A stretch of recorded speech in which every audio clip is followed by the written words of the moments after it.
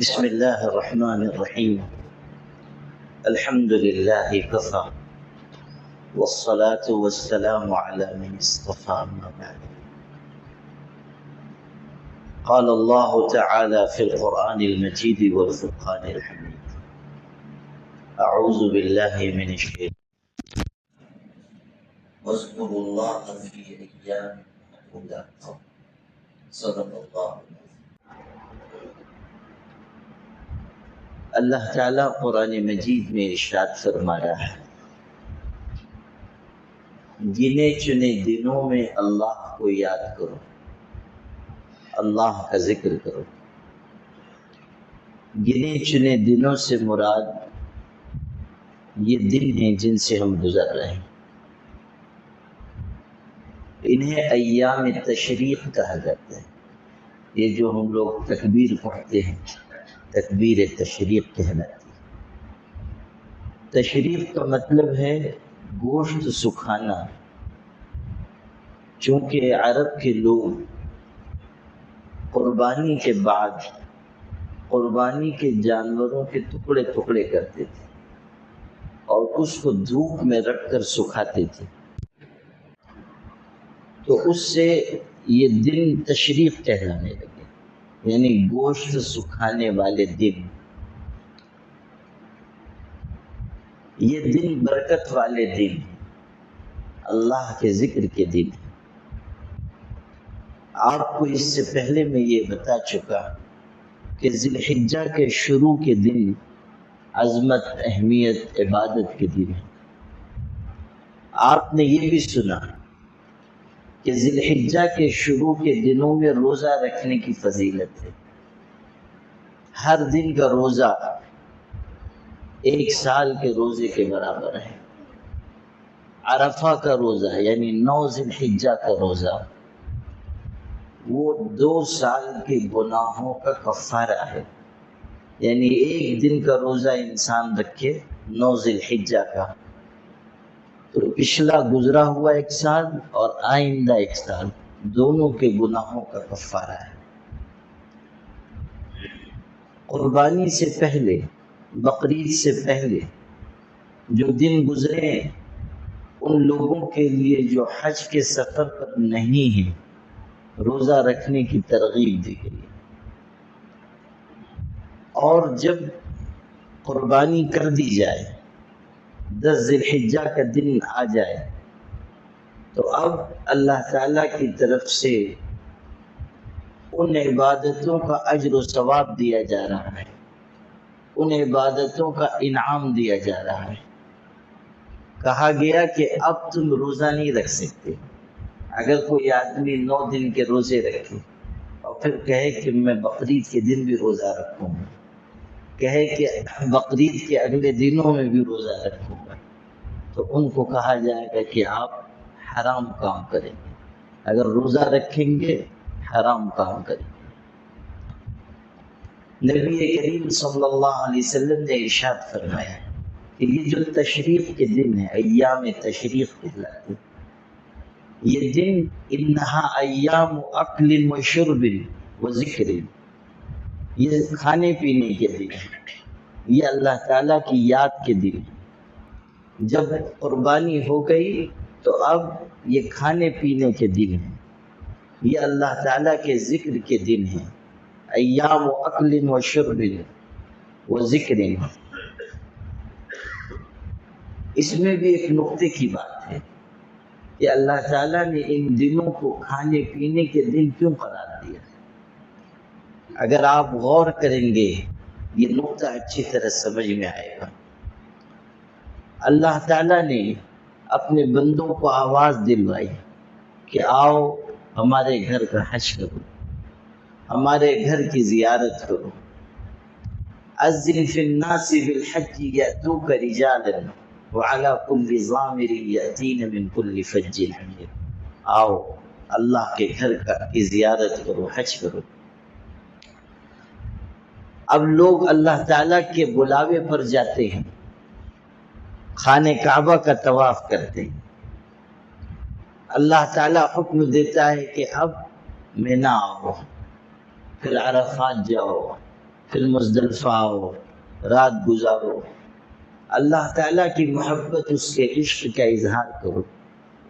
حج کا سب سے اہم رکن عرفات کے میدان کا قیام، وہ مل گیا، انسان کا حج ہو گیا، انسان کا حج مکمل ہوا۔ سب سے اعظم رکن حج میں وقوف عرفات۔ اب اس پر غور کیجئے کہ لوگ اللہ کے بلاوے پر آئے، انہوں نے حج کیا، جب ان کا حج پورا ہوا تو اب اللہ تعالیٰ اپنے یہاں آنے والوں کو اپنی مہمان نوازی سے نوازتا ہے۔ اللہ تعالیٰ کہتا ہے کہ اب تم منی میں 3 دن تک قیام کرو، اور یہ دن اللہ تعالیٰ کی طرف سے مہمان نوازی کے دن، آنے والے اللہ تعالیٰ کے مہمان ہیں، انہوں نے حج کے ارکان ادا کر لیے، اب وہ احرام سے حلال ہو گئے، حج ان کا پورا ہو گیا، تو اب وہ اللہ تعالیٰ کی مہمانی میں 3 دن تک ہیں۔ جو مہمان ہوتا ہے اس کو کھلایا پلایا جاتا ہے، اس کی خاطر تواضع کی جاتی ہے، تو اس لیے کہا گیا کہ یہ دن کھانے پینے کے دن۔ اب اس پر غور کیجئے کہ یہ بات صرف حاجیوں تک اللہ نے محدود نہیں رکھی، چونکہ دنیا بھر کے مسلمان جو حج پر نہیں بھی گئے، وہ بھی مختلف اعمال کے ذریعے حاجیوں کی مشابہت اختیار کرتے ہیں۔ ہم نے قربانی کا جانور لیا، اب آپ پر یہ پابندی آ گئی، استحباب کے درجے ہی میں صحیح کہ آپ ناخن نہ کاٹیے، آپ بال نہ کاٹیے۔ یہ کن کی مشابہت ہے؟ حاجیوں کی مشابہت ہے کہ جب آدمی احرام میں داخل ہو جاتا ہے ناخن نہیں کاٹ سکتا، بال نہیں کاٹ سکتا۔ اسی طرح وہ لوگ وہاں ارکان حج ادا کرتے رہے، یہاں ہم روزہ رکھتے رہے، اللہ کو یاد کرتے رہے، مختلف قسم کی عبادتیں کرتے رہے۔ پھر عرفہ کا دن آیا جو اصل رکن ادا کرنے کا دن ہے، تو اس دن بھی ہم نے روزہ رکھا، اللہ تعالیٰ کا حکم پورا کیا۔ جن کو اللہ نے توفیق دی انہوں نے عصر مغرب کے درمیان خوب دعائیں مانگی، اللہ تعالیٰ کے آگے گڑ گڑاتے رہے۔ تو چونکہ پیچھے رہ جانے والے بھی اللہ تعالیٰ کی عبادت میں مشغول ہیں، تو اللہ نے ان کو بھی محروم نہیں رکھا۔ جب حاجیوں کی مہمان نوازی کی تو ساری دنیا کے مسلمانوں کی بھی مہمان نوازی فرمائی، اور کہا کہ ان 3 دنوں میں تم خوب کھاؤ پیو، انہا ایام اکل و شرب، کھانے پینے کے دن ہیں، اللہ تعالیٰ کی طرف سے مہمان نوازی کے دن ہیں، اور صرف کھانا پینا نہیں ہے بلکہ اللہ کو خوب یاد کرو، اللہ کا ذکر کرو، اللہ تعالیٰ کی طرف رجوع کرو، اللہ تعالیٰ کی عظمت، اس کی کبریائی بیان کرو۔ قرآن میں آپ پڑھیں، حاجیوں کے بارے میں آ رہا ہے فَإِذَا أَفَضْتُم مِّنْ عَرَفَاتٍ فَاذْكُرُوا اللَّهَ عِندَ الْمَشْعَرِ الْحَرَامِ، جب عرفات سے آؤ اب اللہ کے ذکر میں خوب مشغول ہو جاؤ۔ پہلے یہ ہوتا تھا کہ جب لوگ جاہلیت کے زمانے میں حج سے فارغ ہوتے تھے تو وہ مجلسیں سجاتے تھے، عرب کے لوگ ان مجلسوں میں اپنے باپ دادا کا ذکر کرتے تھے، ان کے کارنامے بیان کرتے تھے، ان کی فضیلتیں بیان کرتے تھے، ہمارا خاندان ایسا، ہمارا قبیلہ ایسا، ہمارا باپ ایسا، ہمارا دادا ایسا۔ ان کے اندر ایک فخر کا جذبہ تھا، اس کا اظہار کرتے تھے، مجلسیں سجائی جاتی تھیں، باپ دادا کا تذکرہ ہوتا تھا۔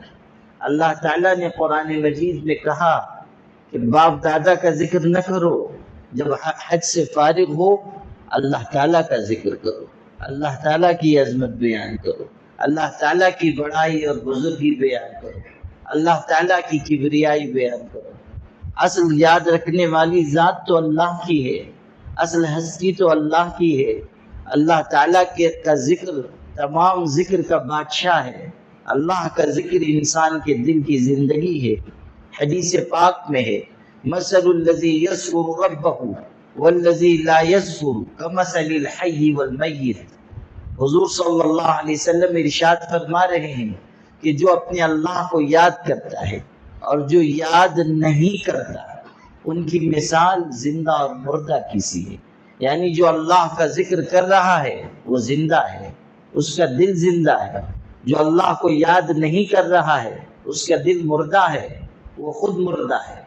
انسان کی زندگی کا حاصل اللہ کی یاد ہے، جب اللہ کی یاد نہیں تو زندگی میں لطف و لذت نہیں، جب اللہ کی یاد نہیں زندگی کا کوئی مصرف نہیں، جب اللہ کی یاد نہیں انسان کی زندگی کا کوئی حاصل نہیں۔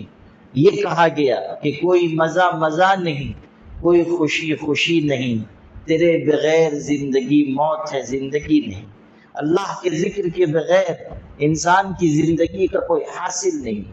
اللہ قرآن میں کہہ رہا ہے، اپنے اچھے بندوں کی صفت بیان کر رہا ہے، الذین یذکرون اللہ قیاما وقعودا وعلی جنوبہم، کہ اللہ تعالیٰ کے اچھے بندے وہ ہیں اللہ کو یاد کرتے ہیں، کھڑے ہوئے بھی، بیٹھے ہوئے بھی، پہلوؤں کے بل بھی، یعنی ہر حالت میں اپنے اللہ کو یاد کرتے ہیں، چاہے حالات آسانی کے ہوں، چاہے مشکل کے ہوں، چاہے بیماری ہو، چاہے صحت ہو، چاہے سفر ہو، چاہے قیام ہو، چاہے انسان عافیت میں ہو یا پریشانی میں ہو، ہر وقت اللہ تعالیٰ کی یاد، اس کا ذکر، اسی کی طرف رجوع، یہ مومن کا طریقہ ہے۔ الذین یذکرون اللہ قیاما وقعودا وعلی جنوبہم، اللہ کو خوب یاد کریں، اللہ تعالیٰ کا ذکر کریں، یہ مومنوں کی صفات ہیں، یہ مومنوں کی صفات میں سے، یہ اللہ تعالیٰ کے نیک بندوں کی عادت ہے۔ تو اللہ کے نبی صلی اللہ علیہ وسلم نے بتایا کہ جو ذکر کر رہا ہے وہ زندہ ہے، جو ذکر نہیں کر رہا ہے یوں سمجھو کہ وہ مر گیا۔ بظاہر تو زندہ ہے لیکن اس کے اندر سے اصل روح نکل گئی۔ ایک بڑے بزرگ تھے، ان کا کوئی مرید ان سے ملنے کے لیے جا رہا تھا، لمبا سفر تھا، ایک جگہ راستے میں اس کا قیام ہوا، ایک درخت کے نیچے آرام کے لیے رکا۔ پرانے زمانے میں لوگ پیدل سفر کرتے تھے، گھوڑوں سے سفر کرتے تھے، تو درخت کے نیچے ٹھہر گیا، آرام کر رہا ہے۔ اللہ کی طرف کی بات کہ درخت پر چڑیا بیٹھی ہوئی تھی، ان کی آواز اللہ نے اس کو سنوا دی اور وہ سمجھنے بھی لگا کہ یہ کیا بات کر رہی ہے۔ ایک چڑیا نے دوسرے سے کہا، ارے دیکھو یہ بیچارہ کتنی مشقت جھیل کے اپنے مرشد سے ملنے جا رہا ہے، اپنے شیخ سے ملنے جا رہا ہے، لیکن اس کے شیخ کا انتقال ہو گیا، وہ تو فوت ہو گئے اور یہ ان سے ملنے کے لیے جا رہا ہے۔ اس کو بڑا دکھ ہوا کہ میرے پیر صاحب کا انتقال ہو گیا، اللہ کو پیارے ہو گئے، لیکن سوچا کہ چلو ان کی زیارت میں سے ہی قبر پہ چلا جاؤں گا، فاتحہ پڑھوں گا۔ آیا مگر یہ حیرت انگیز بات نظر آئی کہ ان کے پیر صاحب زندہ ہیں، مجلس لگی ہوئی ہے، کچھ بیان کر رہے ہیں۔ جب مجلس ختم ہوئی، ان سے ملاقات ہوئی تو انہوں نے پوچھا خیریت؟ مرید نے کہا کہ حضرت خیریت کہاں رہی، انسان تو انسان، پرندے بھی جھوٹ بولنے لگے، چڑیا بھی جھوٹ بولنے لگی۔ اور پھر اس نے ذکر کیا کہ راستے میں ایسا قصہ پیش آیا۔ اس کے مرشد نے کہا، ان بزرگ نے، اللہ والے نے، کہ کون سے دن کا واقعہ ہے، کس وقت کا واقعہ ہے؟ اس نے بتایا۔ کہنے لگے کہ اس چڑیا نے جھوٹ نہیں کہا، اس نے غلط بیانی سے کام نہیں لیا۔ جس وقت کا تم ذکر کر رہے ہو میں اس وقت اللہ تعالیٰ کی یاد سے غافل ہو گیا تھا۔ اللہ کی یاد سے غفلت موت ہے۔ اگر تم کو یہ بات سنوائی گئی کہ میرا انتقال ہو گیا تو یہ اس طرف اشارہ تھا کہ میں اللہ کے ذکر سے غافل ہو گیا، اللہ کی یاد سے غافل ہو گیا، اور اللہ کی یاد سے غفلت انسان کی موت ہے۔ اس لیے تم کو یہ بات سنائی گئی کہ اللہ تعالیٰ کی یاد سے غافل ہو کر گویا کہ میں فوت ہو گیا۔ اللہ کا ذکر زندگی ہے، اللہ کے ذکر سے غفلت انسان کی موت ہے۔ انسان کی زندگی کا اصل حاصل ہی اللہ کی یاد ہے۔ اسی لیے آپ پڑھیں قرآن مجید میں، آپ کو پتہ چلے گا کہ جو عبادتیں ہیں سب میں اللہ تعالیٰ کے ذکر کی ترغیب ہے۔ ہم نماز پڑھنے والے ہیں، نماز کے لیے آئے ہیں۔ آپ قرآن میں پڑھیں، کہا گیا اقیم الصلاۃ لذکری، نماز پڑھو میری یاد کے لیے پڑھو. نماز اس لیے نہیں ہے کہ آدمی صرف رکوع سجدہ کر لے، صرف آدمی کھڑا رہے بیٹھ جائے قاعدے میں بیٹھ کے سلام پھیر دے. نہیں، اقیم الصلاۃ لذکری. نماز اللہ کی یاد کے لیے، نماز اللہ کے ذکر کے لیے. نماز میں اگر غفلت ہے وہ نماز کام کی نماز نہیں ہے، وہ نماز بے جان نماز ہے. اگر آدمی نماز پڑھ رہا ہے اور ذہن اس کا غائب رہے وہ نماز طاقتور نماز نہیں ہے. والد مرحوم کہتے تھے کہ ہمارا حال یہ ہے کہ جامع مسجد میں اللہ اکبر نیت باندھتے ہیں اور دماغ تابا کاٹا میں گھوم رہا ہے. تو ایسی نماز جاندار نماز نہیں ہوگی، ایسی نماز طاقتور نماز نہیں ہوگی.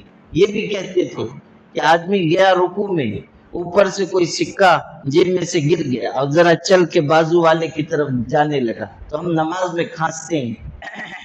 یہ اس کو بازو والے کو تنبیہ ہوتی ہے، دیکھنا بھی مت میرا پیسہ ہے. تو آدمی اگر اس طرح نماز پڑھ رہا ہے کہ اس کا ذہن دوسری چیزوں کی طرف ہے، اللہ کی طرف اس کی توجہ نہیں ہے، ذکر میں اس کی توجہ نہیں ہے، تو وہ نماز طاقتور نماز نہیں ہے. اقیم الصلاۃ لذکری. نماز قائم کرو میری یاد کے لیے. پھر آپ پڑھیں روزہ رکھ رہا ہے آدمی، اللہ تعالیٰ کے لیے روزہ رکھ رہا ہے. کہا گیا کہ بہترین روزہ وہ ہے جس میں کثرت ذکر ہو، اور جب افطار کرنے کے لیے آؤ اللہ کو یاد کرو، اللہ تعالیٰ کے آگے ہاتھ پھیلاؤ، اس وقت کی دعا قبول کی جائے گی. سحری کے لیے اٹھ رہے ہو اللہ کے آگے دعا مانگو، وہ وقت قبولیت کا وقت ہے.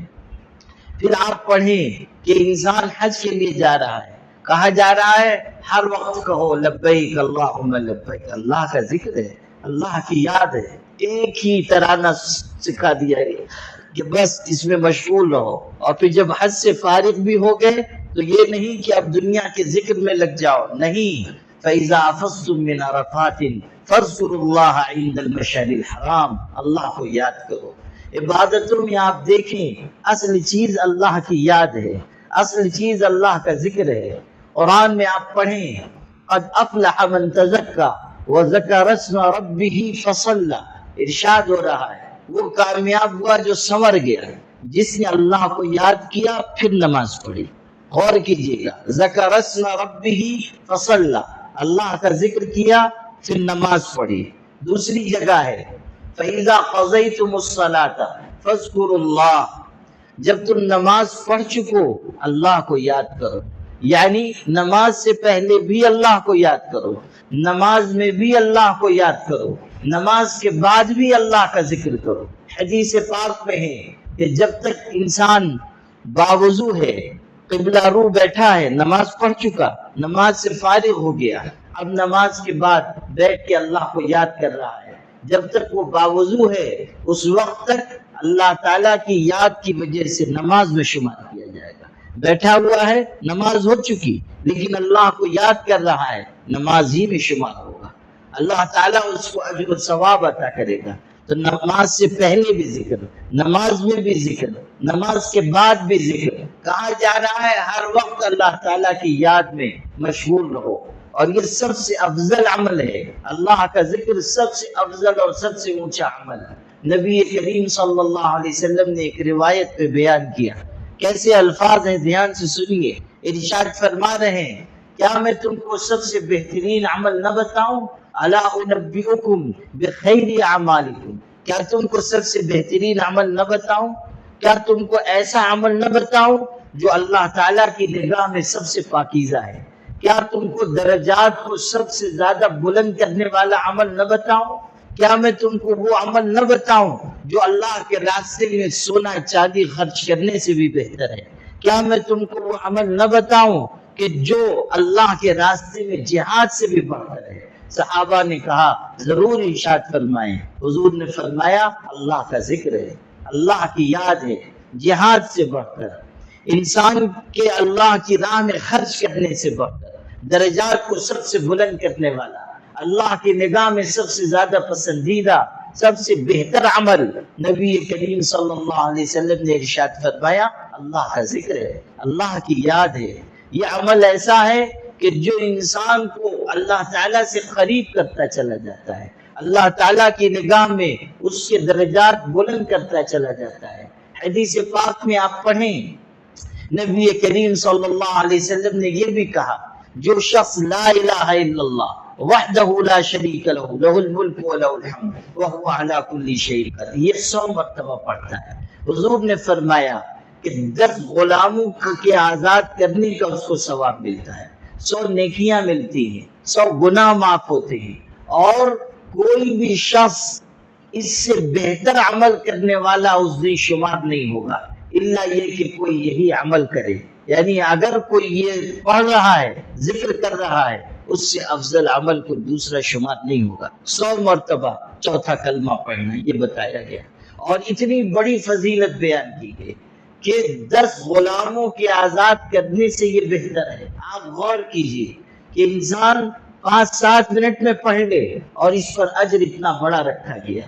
حضرت ام ہانی رضی اللہ عنہ وہ ضعیف ہو گئی تھی، بڑھاپے کی عمر آ گئی تھی، آئیں نبی کریم صلی اللہ علیہ وسلم کی خدمت میں، آ کر عرض کیا، اللہ کے رسول صلی اللہ علیہ وسلم میں کمزور ہو گئی ہوں، بڑھاپا آ گیا ہے، بدن بھی میرا موٹا ہو گیا ہے، اب زیادہ عمل مجھ سے نہیں ہو پاتا ہے، آسان کوئی عمل بتا دیں جس میں خوب اجر ملے۔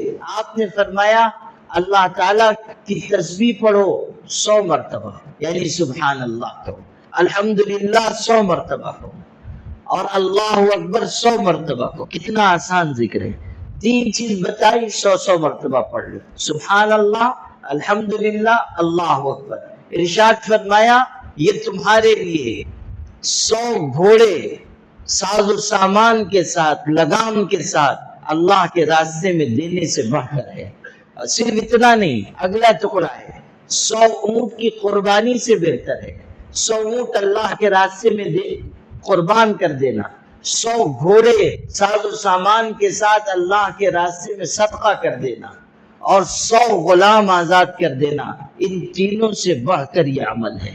آپ غور کیجیے، سبحان اللہ، الحمدللہ، اللہ اکبر 100 مرتبہ پڑھنے کی تعلیم دی، اور بتایا کہ یہ تمہارے لیے اتنے اعمال سے بڑھ کر ہے۔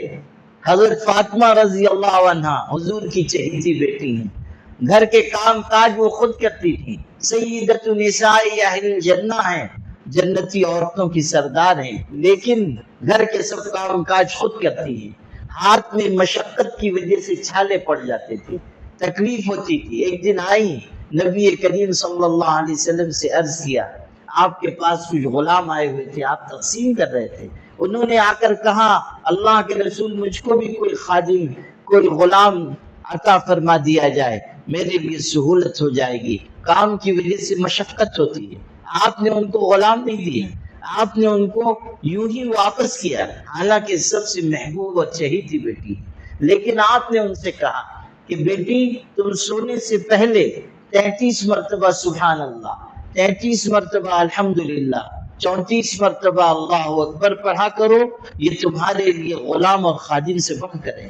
اس روایت سے علماء اور محدثین نے یہ بات بھی نکالی ہے کہ جو آدمی یہ ذکر کرتا ہے اللہ تعالیٰ اس کے بدن میں قوت عطا کرتا ہے، اللہ اس کو طاقت عطا کرتا ہے، اللہ تعالیٰ اس کی جسمانی قوت کو بڑھا دیتا ہے۔ اللہ کے ذکر کا ایک فائدہ یہ بھی ہے کہ انسان کے بدن میں قوت پیدا ہو جاتی ہے۔ شیخ الاسلام ابن تیمیہ کے بارے میں امام ابن قیم جو ان کے شاگرد ہیں اور بہت بڑے عالم ہیں، کہتے ہیں کہ ہمارے استاد کو ہم نے دیکھا اتنی مشقت جھیلتے تھے، اتنا کام کرتے تھے، اتنی محنت کرتے تھے کہ دوسرا اس کا تصور نہ کر پائے، اور یہ سب اللہ کے ذکر کی برکت ہے، اللہ کی یاد کی برکت کی وجہ سے یہ قوت پیدا ہو گئی تھی۔ 52 برس کی عمر ہوئی ہے، لیکن اتنی کتابیں لکھی، اتنے کام کیے کہ آج ان کے کارنامے پڑھ کر عقل حیران ہو جاتی ہے۔ اللہ تعالیٰ نے اتنی خدمت ان سے دی، یہ اللہ کے ذکر کی طاقت تھی، یہ اللہ کے ذکر کی برکت تھی۔ تو اللہ کے ذکر میں یہ تاثیر ہے کہ بدن میں قوت آئے گی۔ ویسے بھی طاعت اور عبادت کی برکت سے اللہ تعالیٰ جسم مضبوط کر دیتا ہے۔ حدیث پاک میں اس کے اشارات آئے ہیں، اور خود حضرت عبداللہ ابن عباس رضی اللہ عنہما جو قرآن کے سب سے بڑے مفسر ہیں، انہوں نے نیکی اور طاعت کے 5 فائدے ذکر کیے ہیں. اس میں ارشاد فرماتے ہیں ان للحسنۃ ضیاء فی القلب ونورا فی الوجہ وسعۃ فی الرزق وقوۃ فی البدن ومحبۃ فی قلوب الخلق. ارشاد فرماتے ہیں کہ نیکی پر 5 چیزیں ہیں. اللہ تعالیٰ نیکی کی برکت سے چہرے پر نور عطا کرتا ہے، دل میں روشنی عطا کرتا ہے. اللہ تعالیٰ نیکی کی برکت سے رزق کو کشادہ کر دیتا ہے، بدن میں قوت عطا کرتا ہے اور لوگوں کے دلوں میں محبت پیدا کر دیتا ہے. یہ 5 فائدے ہیں. اور پھر سرکشی کے، نافرمانی کے، گناہ کے 5 نقصانات ذکر کیے. ارشاد فرمایا کہ جو برائی کرتا ہے، گناہ میں مبتلا ہوتا ہے، اللہ تعالیٰ اس کے چہرے کا نور چھین لیتا ہے، دل میں ظلمت پیدا کر دیتا ہے، بدن میں کمزوری آ جاتی ہے، رزق تنگ کر دیا جاتا ہے اور لوگوں کے دلوں میں نفرت اور بیزاری پیدا ہو جاتی ہے. اللہ کا ذکر یہ انسان کو مضبوط کرے گا، اس کی روح کو مضبوط کرے گا، اعمال میں اس کو آگے بڑھائے گا، اس کے درجات بلند ہوں گے.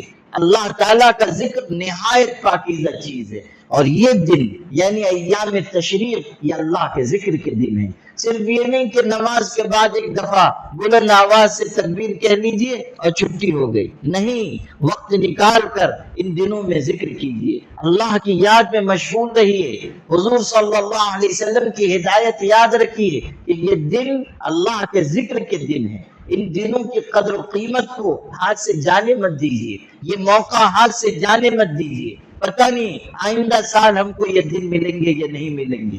انسان کی زندگی کا کوئی بھروسہ نہیں ہے. جو وقت ملے انسان اس کو غنیمت جانے، جو مہلت مل گئی ہے اس کو غنیمت جانے. جو وقت آ جائے ہاتھ میں اللہ تعالیٰ کے ذکر میں، اس کی یاد میں اس کو گزارے تاکہ آخرت کا توشہ تیار ہو. اللہ تعالیٰ ہم سب کو نیک عمل کی توفیق عطا فرمائے. وآخر دعوانا الحمد.